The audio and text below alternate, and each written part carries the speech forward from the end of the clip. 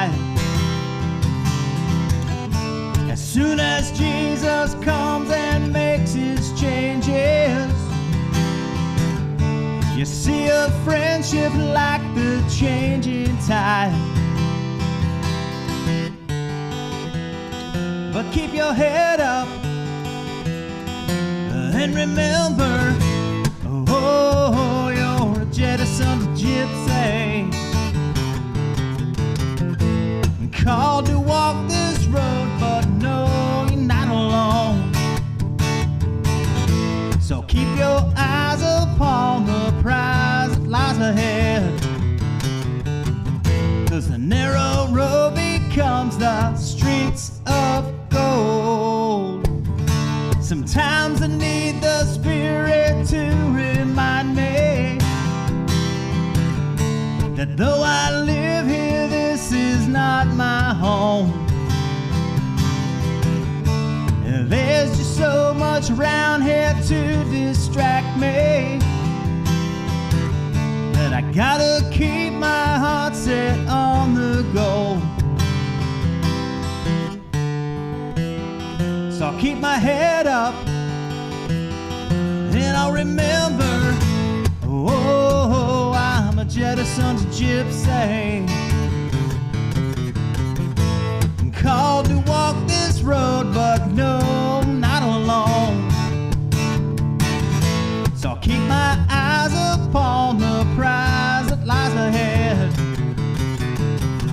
'cause the narrow road becomes the streets of gold.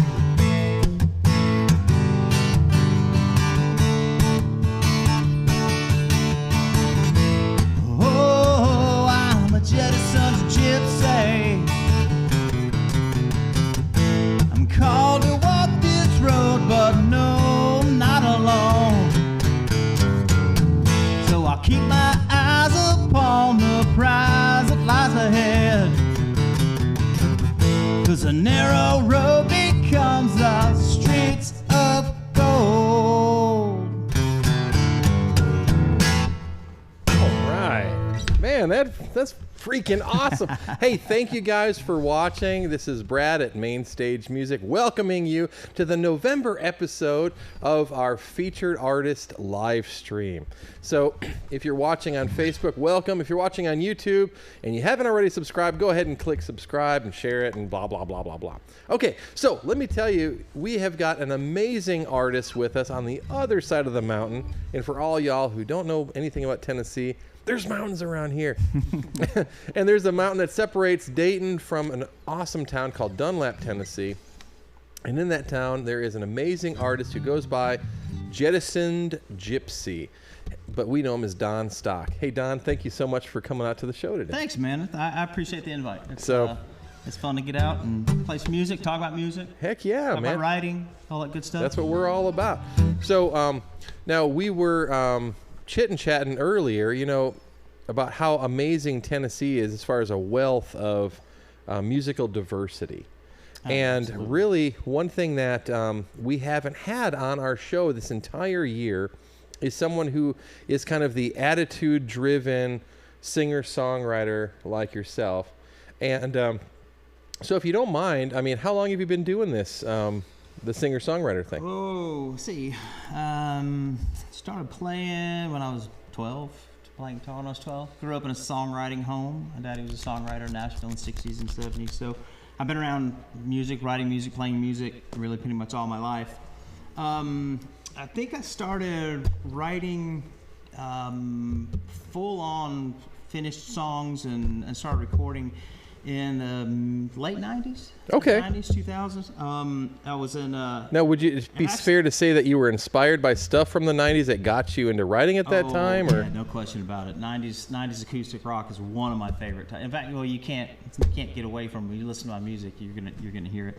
I mean, the country piece of it too, but without a doubt, Gin Blossoms, Counting Crows, Matchbox 20, all of the music from that era is just, they're it's just fire. No, it's great stuff, man.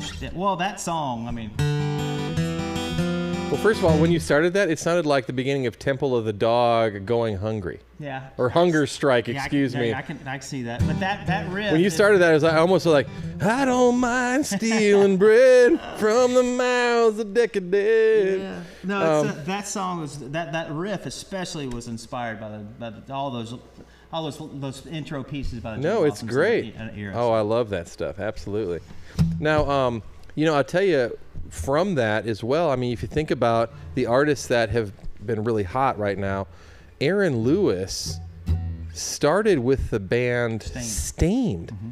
Now, Stained, if you guys have, again, if you're old, like if you are. listen to what mommies and daddies listen to, Stained was, again, they were kind of attitude driven, almost, I don't want to call them rap rock, but I mean, there was some stuff that was, and so then when Aaron Lewis, who was of course their lead singer, primary, creative influence, Sure.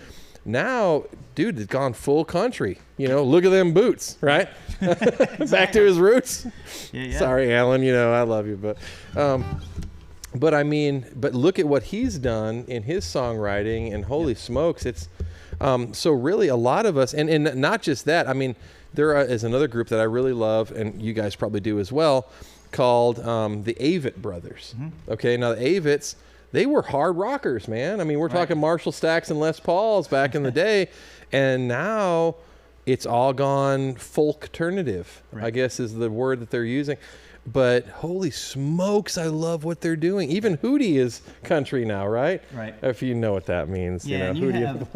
and you have too. One of the I guess the genres that I've been digging a lot in the past 4 or 5 years is all the stuff out of Texas. I mean, all what part of Texas? I mean, Austin, like hipster Texas, or are you talking like? Well, I'll tell you. I mean, some of the artists that I've been into, even though the content of his writing is a little colorful sometimes, I really dug all of Coetzel's stuff. Okay. Like in his writing is you got to take it for what it is, but the performance, the writing, the mastery of melody and hook it's been so inspiring. But I love Cross Canadian Ragweed, and I mean they all have that same kind of thing that the 90s rock had. I mean, it's just got the acoustic piece to it, but it's really kind of funny listening to a lot of stuff was more country. Wade Bowen, Randy Rogers, those guys in the Austin scene.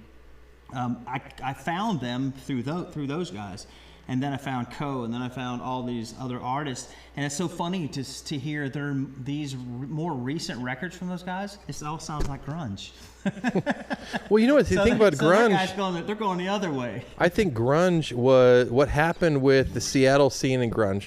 Now, first of all, just so you guys know, you can ask Don anything you want. This is live. You can type in a question and go, "Hey, man, what's with the backwards hat? Who do you think you are, Fred Durst or something?" I mean, what you can ask him any questions you want, and he's going to answer them, or I'm going to answer them, or I'm going to ask him at least for you. Sure. But that being said, grunge in the early '90s was what happened to country music in the late '70s in the Austin scene. So think about all of the guys, the Towns Van Zandt, the Guy Clarks, they were like, dude, what the heck is happened to, we got Dave and Sugar? Correct. What is this garbage, Exactly. And it's a reaction against the Cosmo country. Exactly. And so like with what happened in the Seattle scene was we're sick of the Aquanet and the making kissy faces with our little lacy glove for rockin'. This ain't rock and roll. What's rebellious about this? Is garbage. We like this though.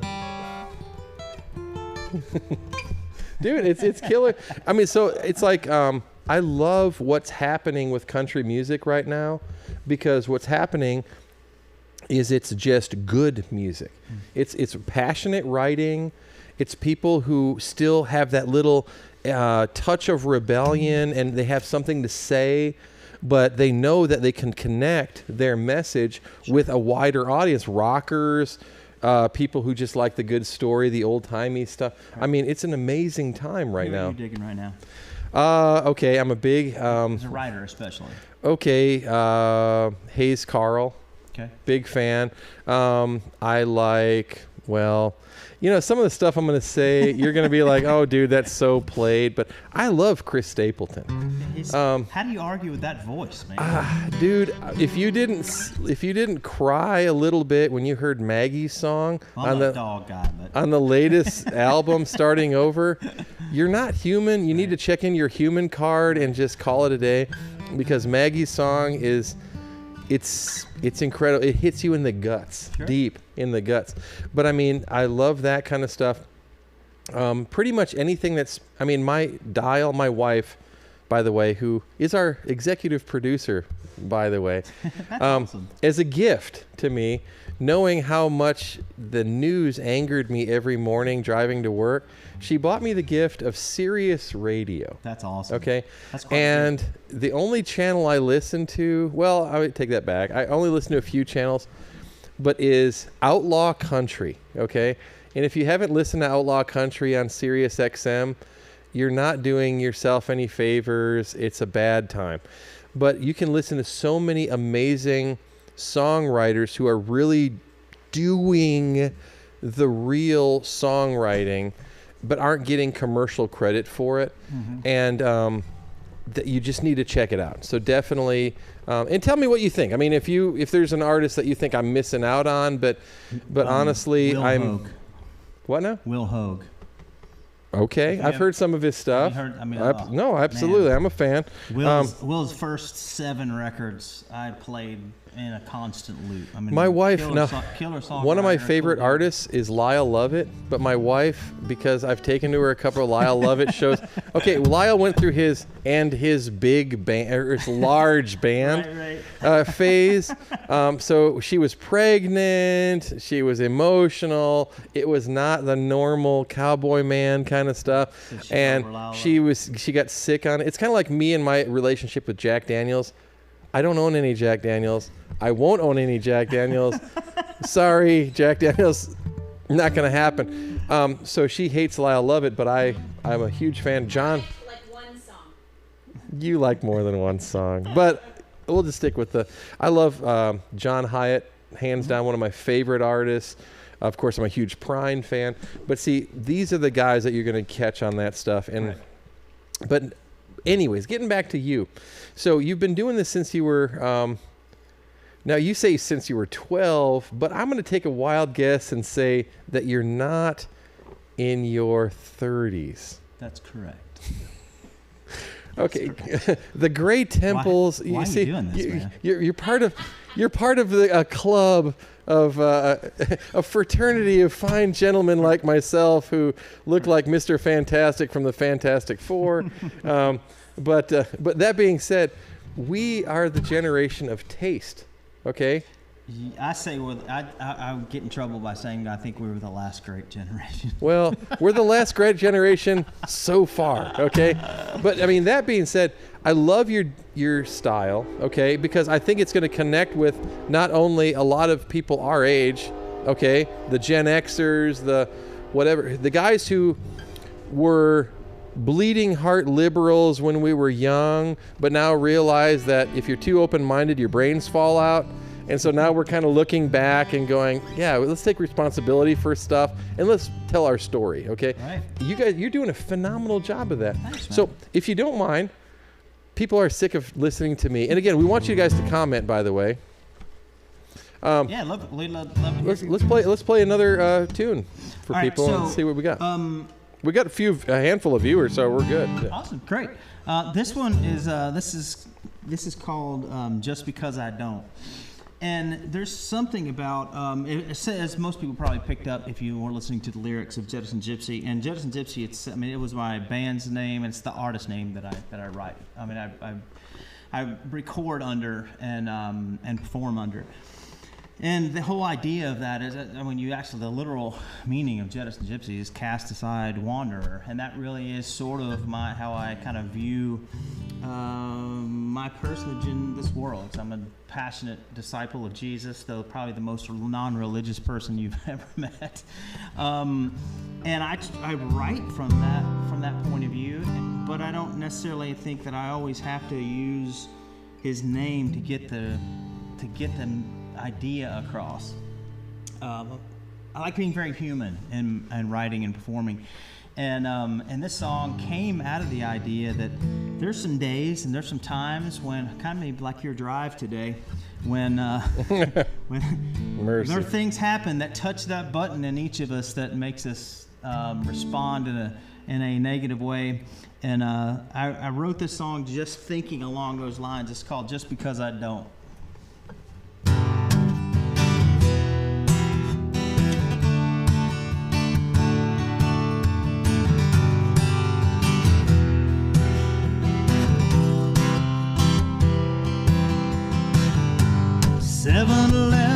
It's 8 a.m. A Monday morning crowd and one cranky redneck man looking to make a scene. No, man, I ain't gonna fight. You can have the last pickled egg. But just because I don't mean that I don't want to. I could walk away when I'd really rather knock you out. But I've lived long enough to know what I'd like to. Don't always mean I'm doing right, but just because I don't mean I don't want to.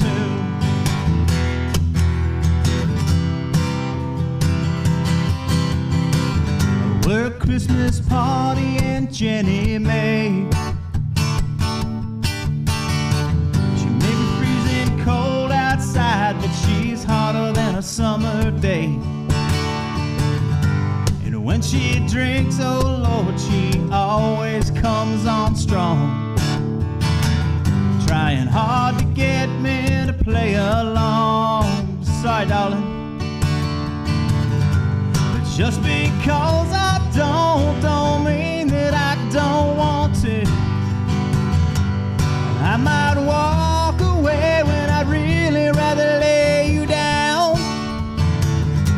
But I've lived long enough to know what I'd like to. Don't always mean doing right, but just because I don't mean I don't want to. Every day, in every way, why's it gotta be this hard?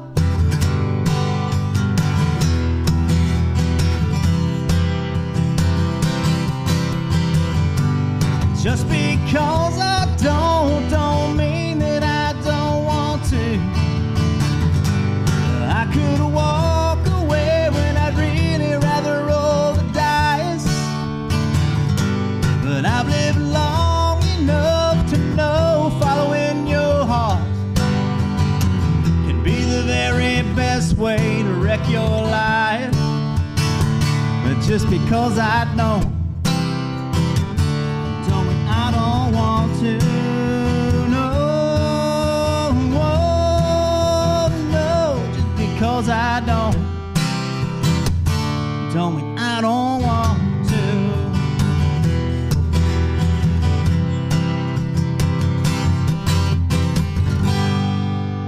to. Dude, that's fun. That's a lot of fun. That's a lot of fun. So now I've noticed I just feel like everyone relates with that song.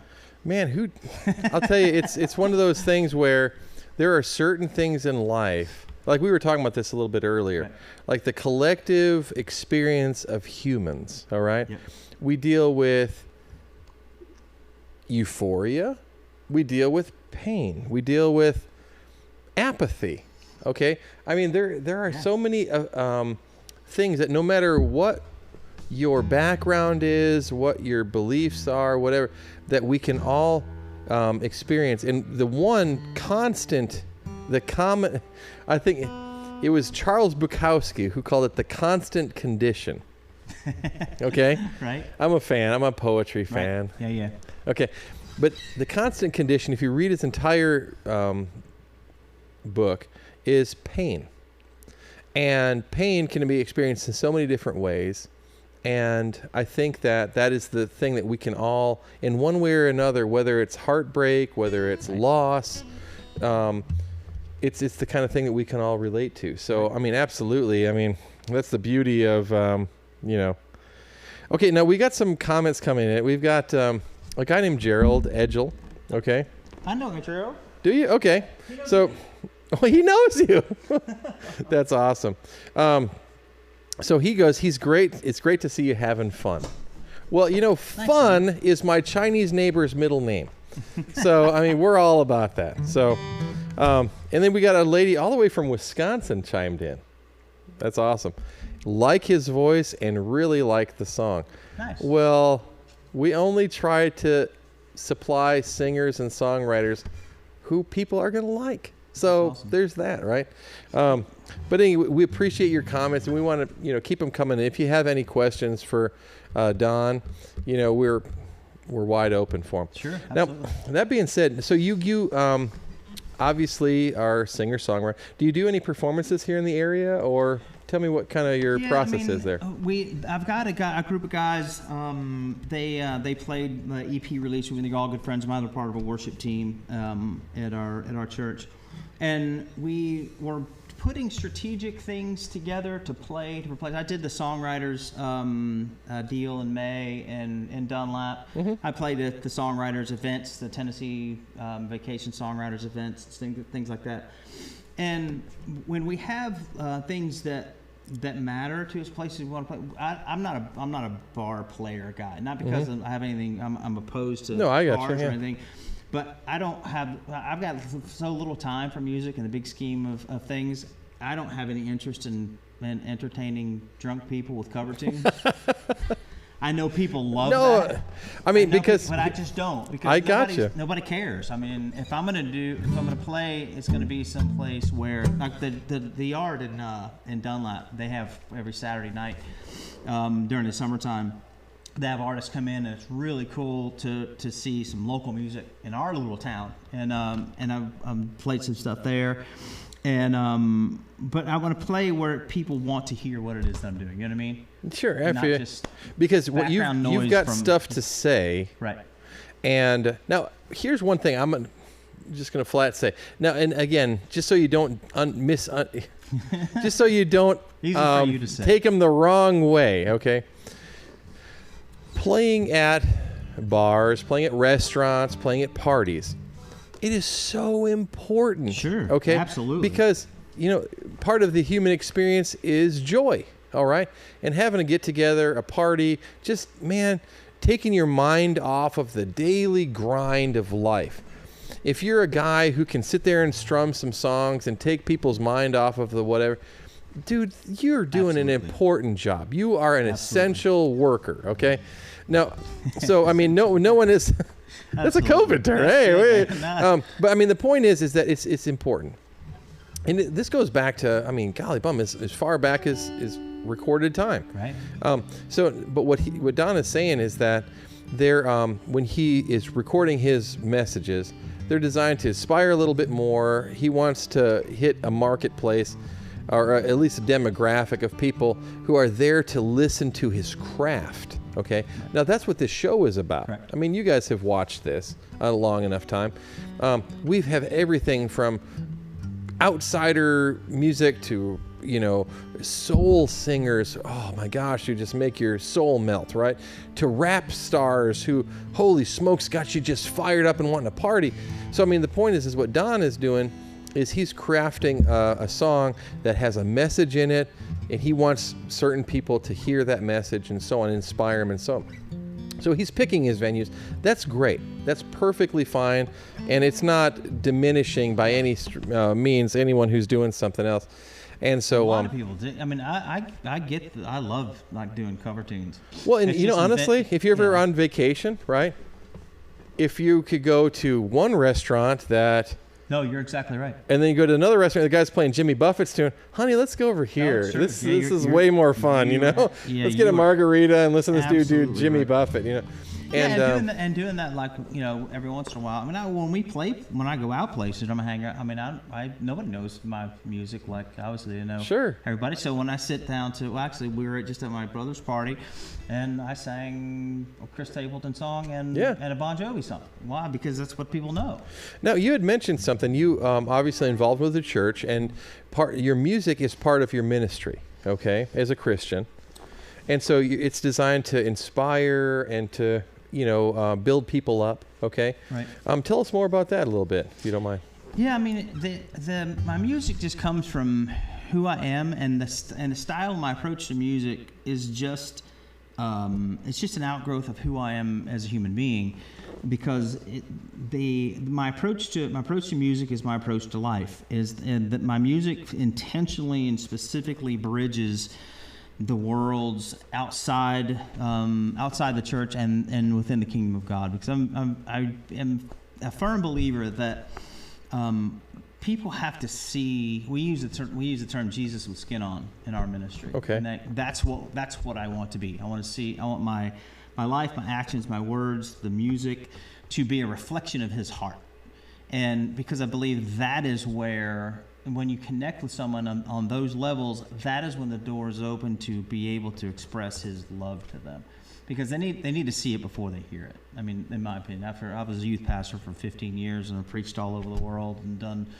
all kinds of mission stuff and did all of that side of stuff, and I just find that just having people feel that you love them, see that you love them, see that you value them, see that you have something of value to say that understands them. I'm not just yelling something at them. I'm identifying. You're not beating them over the head with God's word. Yeah, it's really just about, because that's how, we're business owners, and that's how we go about doing business. I think about and I hope y'all don't take this the wrong way. I mean, but this is just open forum kind of stuff here. But you look at the way I've heard people say something. Well, Jesus, he hung out with prostitutes and drunks and what? I'm like, not really. You might want to go back and read that one again. But what Jesus did do was a guy who people would avoid. Oh, he's got leprosy. Don't stay away from that guy. Or he's blind. He's just begging for change on the streets or whatever. He's like, well, dude, what? This guy, he's blind. What do you give him? Why are you walking around him? Right. What's wrong with this guy? And so he went over and he would heal these people. He's like, man, they're hurting. Correct. Now, I mean, I challenge you. Open your Bible up. Show me where Mary Magdalene was a whore. It's not in there. I'll just say, it's not in there. But the point is that what these people was they were receptive to this guy's message. Like, wow, he was super nice to this guy. And everybody was avoiding him because he had a problem and they didn't know how to fix it. You jumped in there and helped him out. So he wasn't running around with the worst of us, okay? No, they just came to him. They wanted to be better. And so, I completely get what you're saying. Yeah, and I think that's a message that's not being taught. And I'm going to tell you, this is like this in our generation. Sure. A lot of people have distanced themselves from any kind of relationship with something greater than themselves because of misconceptions of what is being taught. Agreed. There's a lot of garbage being thrown out there, and I think if we educate people a little bit better about what's going on, dude, just be cool to each other and party on, dude. It's not. The point is that it's like you can be nice to everybody, and you can be accepting, and you can be cool, and not avoid the challenging stuff, and you can be loving. And when I say loving, I'm not talking about I'm just being cool. Just being cool to everybody. It's like, man, okay, right. Man, I'm sorry, you're blind. Oh crap, let me get the door for you. Let me help you out. And can I help you with anything? And see, that's the message that I think that more people need to understand. So, and of course, we got a lot of people chiming in, just loving what you're doing. Gerald chimed in. He said, we have a similar show in Knoxville at ProMotion Studios with James Gilley, talking with local actors and musicians, whatever. Nice. He wants to know if you got CDs for sale. I know that I'm sure got other people who want to know, where is your music? On all the streaming services. Okay, so that's Just Spotify, iTunes, YouTube, music, YouTube. all of it. Now, if you go to YouTube, you're going to want to search for Jettisoned. Okay. If you say it fast, it sounds like just jettison. But Jettisoned, ED, Gypsy, Gypsy. So check, hey, if you dig his music, go click like, follow, enjoy, okay? And just use that. Just do probably a Google search. It'll probably take you to all this stuff, yeah, right? If you search Jettisoned Gypsies, you might imagine there's not much out there that's not me. It's kind of an unusual word, but Jettisoned. Yeah. So the other thing you do, you can just, it's on Facebook, Jettisoned Gypsy, and my personal page has links to all that stuff too. So. Now, let me ask you a question about that word real quick. Now, first of all, the term gypsy I know is slightly controversial these days, but I think the colloquial and the parlance of that word doesn't mean a derogatory term towards a specific peoples from a Romania or whatever. Right. It just means someone who is a free spirit who kind of moves around without tethers and so on. I assume that's what you're talking about. In fact, I got our youngest took me to task when I said that I'm continuing to use the artist name because there's things people in Romania and stuff like understood. Nothing I said anybody who listens to me will know that that's not what I'm talking about. Yeah.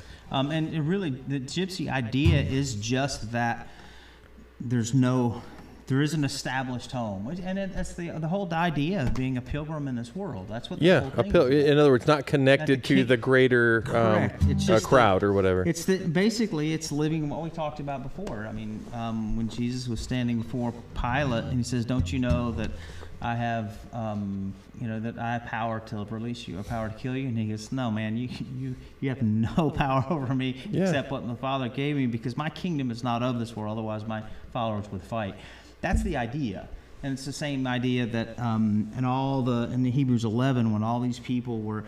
It's the faith chapter. They all did all of these things knowing that they were not in the country. The country they were looking for was coming. It was later. Exactly. And this is not a here and now thing. That's the whole mindset about it. It's like the idea of just holding very, very loosely to the values and systems of our society and culture, and just pursuing. So the idea of jettisoned is throwing behind what we're doing and living as the person that you are, granted under the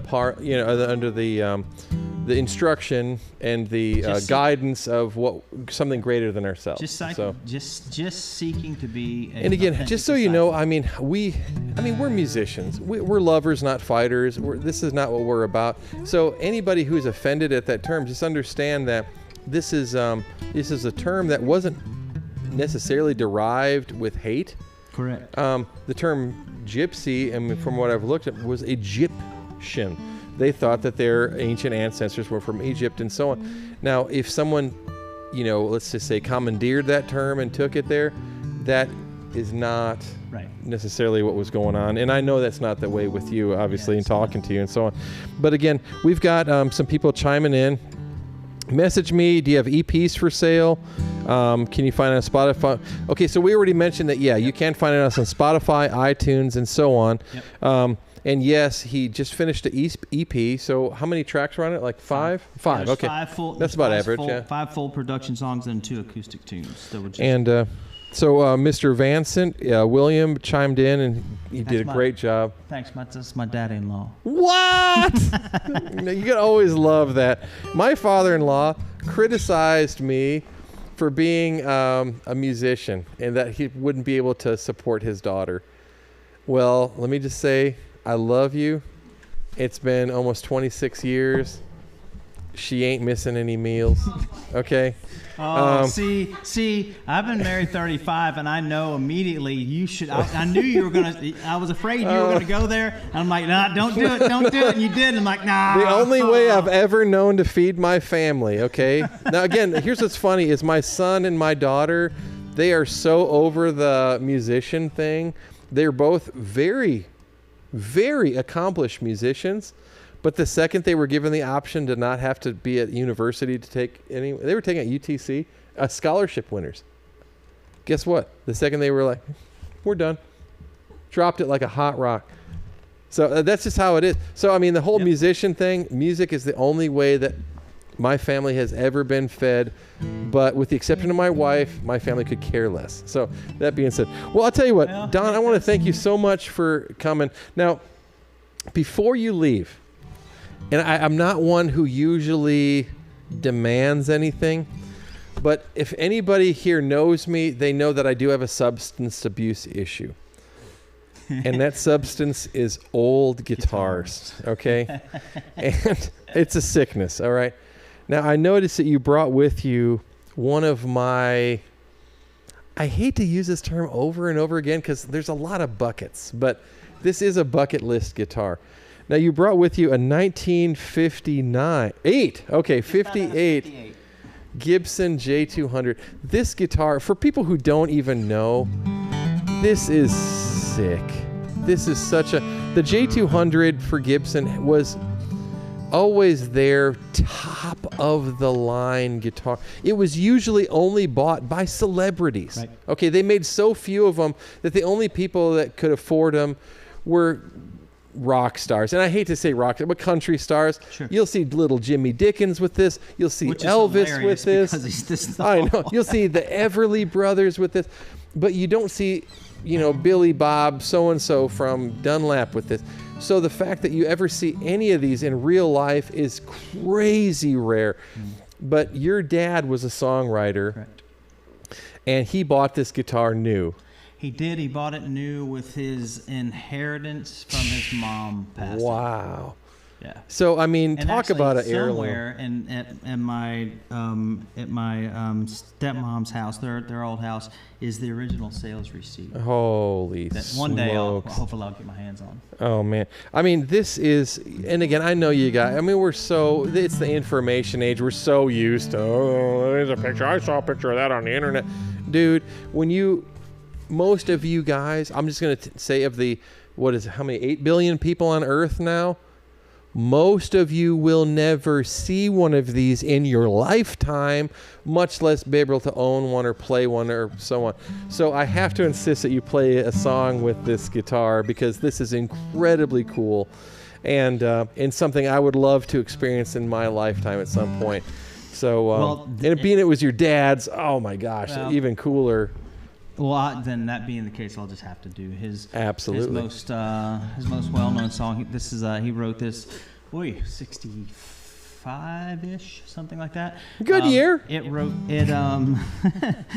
was recorded by Dolly Porter. It was recorded by Del Reeves. Cool. By someone, a couple of artists from that area, and it's one of the smartest written songs I think I've ever heard. Now, usually smart songs are the ones that don't sell 5 million copies. Yeah, but it's smart. It's the dumb songs that sell 1 million, right? Well, this has a fun aspect to it. It's called "Her in the Car in the Mobile Home." I love it.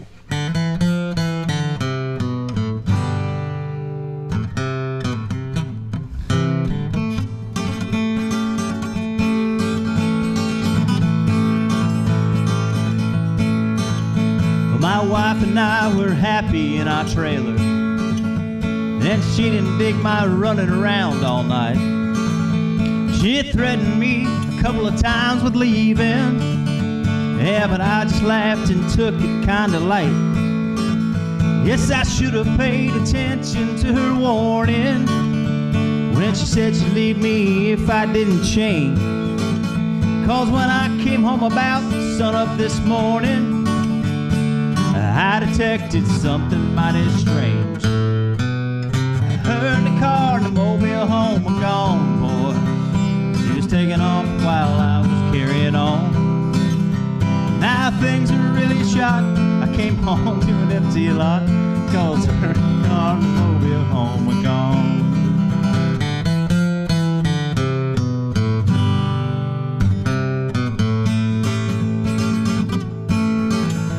All the neighbors all around me were laughing, and it made me feel about 10 inches tall.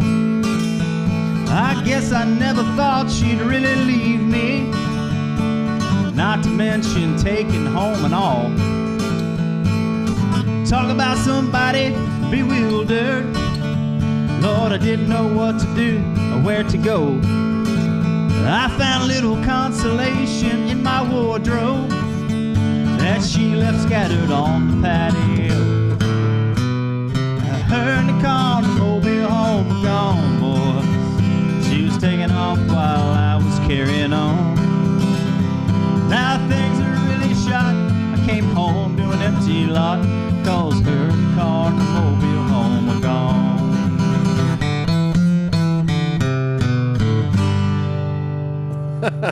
Great song. Don, thank you so much. Thank you guys for watching. Yeah, man, Be thank sure you to guys. check out Don Stock or Jettisoned Gypsy on YouTube. We'll see you guys next time. Thank you so much for watching. Awesome. Thanks, Brad. Yeah, man. Good time, brother. Okay, we're done. Well, he had a solid watchers the entire time.